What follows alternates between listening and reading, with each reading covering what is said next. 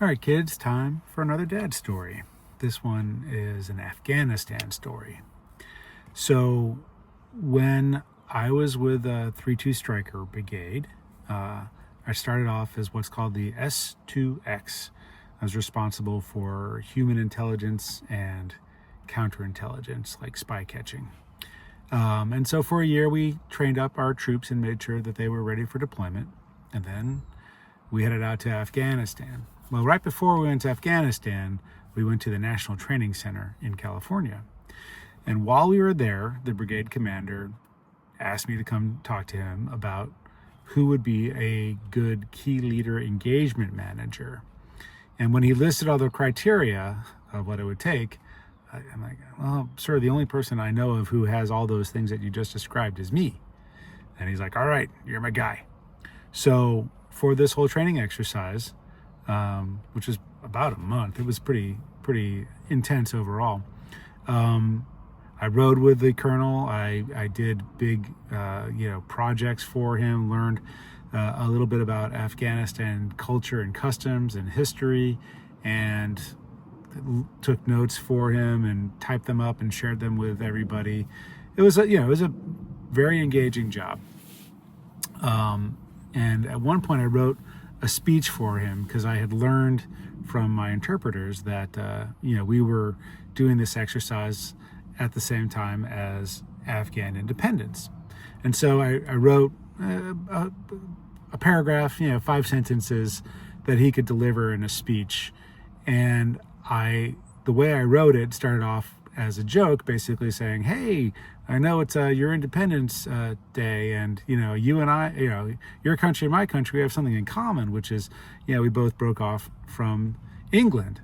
And so that was the basic first part of it. And the last part was, and as we are now a superpower, I believe that in the future we will be fighting with Afghans to help, build a better world.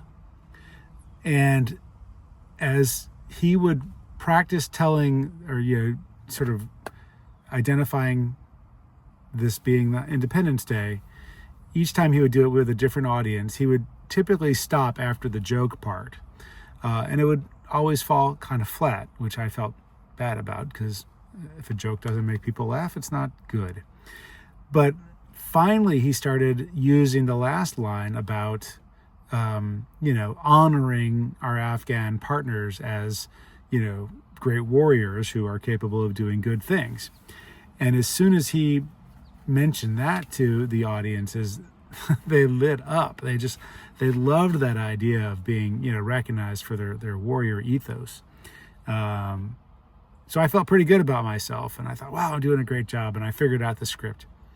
And then we went to Afghanistan, and we get there and we go to our first shura, which is like a town hall meeting. All the village elders get together and talk things through.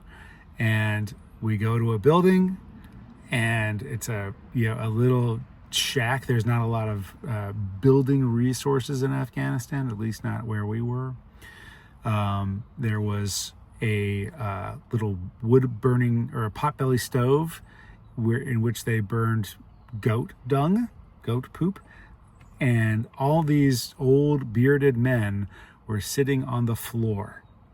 And I was way out of my element.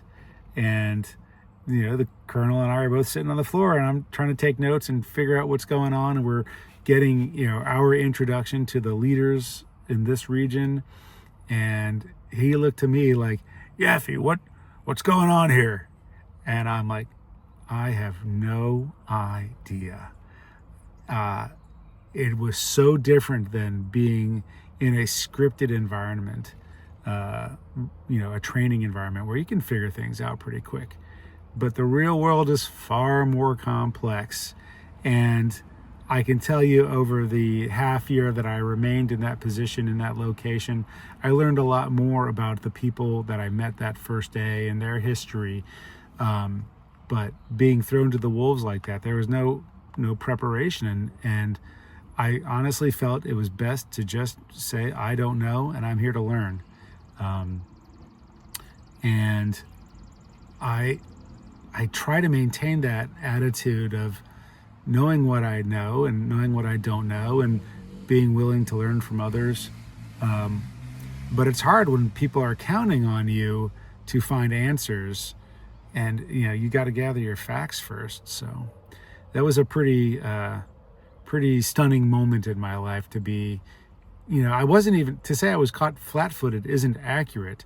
It's not like there was studying and preparation that I could have done. It was a brand new circumstance. So anyway, be prepared to do your best, but also recognize that sometimes even your best just isn't good enough, and you have to get through it. All right.